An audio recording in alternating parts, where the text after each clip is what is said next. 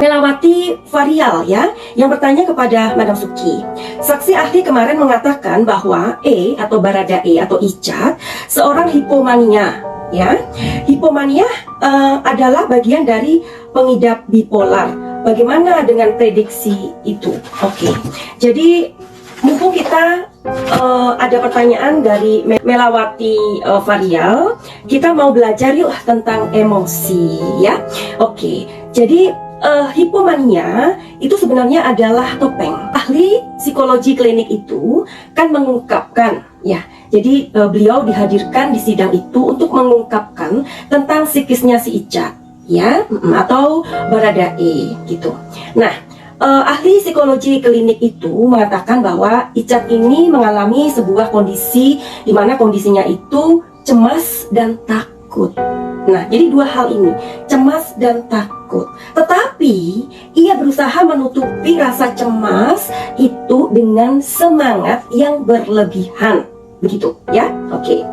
Terus kondisi cemas dan takut inilah yang kemudian bertransformasi menjadi hipomania ya. Jadi sebenarnya hipomania ini adalah sebuah kondisi di mana seseorang tampak berenergi dan bersemangat tidak seperti biasanya. Begitu pengertiannya ya. Jadi ketakutan yang luar biasa inilah yang bertransformasi menjadi kondisi yang berlawanan.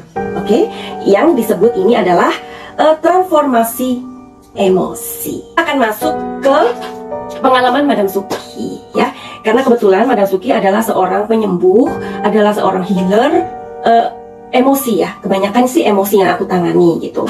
Jadi supaya kalian ini bisa mengerti tentang kesehatan mental gitu ya. Betapa orang yang mengalami sebuah emosi, kondisi emosi yang diabaikan, yang kalian ignore, itu akhirnya akan menjadi sesuatu yang bertransformasi tadi. Contoh ya. Ada orang yang hidupnya itu selalu ketakutan ya. Nah, dari ketakutan itu dia berusaha untuk menyembunyikan dirinya ya. Nah, akhirnya apa? Dia merasa bahwa setiap orang itu mengawasi dia gitu. Padahal enggak. Nah, sekarang kondisi yang berbeda. Orang yang mengalami Alzheimer atau lupa ingatan ya. Orang yang lupa ingatan itu sebenarnya adalah orang yang berusaha untuk mengabaikan atau melupakan suatu kondisi di mana dia pernah mengalami sebuah trauma atau hal-hal yang menyakiti dia ya. Kemudian tetapi hatinya kan tidak seperti itu. Hatinya kan berusaha untuk ingat gitu. Tetapi pikiran kan tidak. Pikiran dan hati akhirnya bertengkar. Nah, karena pikiran ini sudah tidak mampu untuk tersakiti atau dia ingin melupakan sesuatu yang benar-benar menyakiti dia, hanya pikiran itu mengeblok. Ya, jadi ngeblok gitu.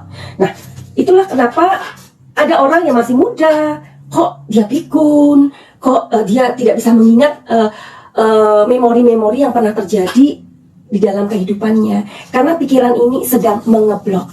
Begitu. Nanti kita akan lihat di kartu tarotnya Madam Suki, tetapi Madam Suki pengen ngasih tahu tentang hipomania ini.